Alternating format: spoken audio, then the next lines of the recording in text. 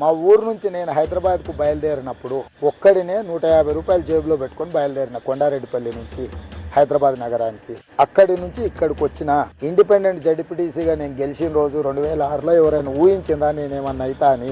ఇవన్నీ శ్రమ ప్రకృతి అనుకూలించి మీ అందరు సహకరిస్తే ఇక్కడికి వచ్చిన. నాకు కొత్తగా పోయేదేముంది. తెలంగాణ రాష్ట్రానికి 2వ ముఖ్యమంత్రిగా నేను బాధ్యతలు చేపట్టిన.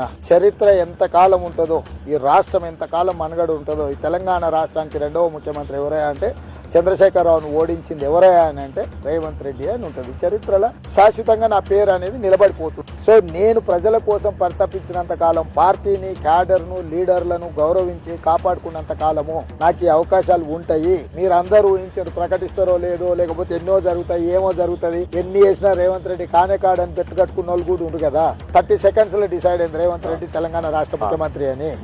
అంటే 1 నిమిషం పట్టలేదు.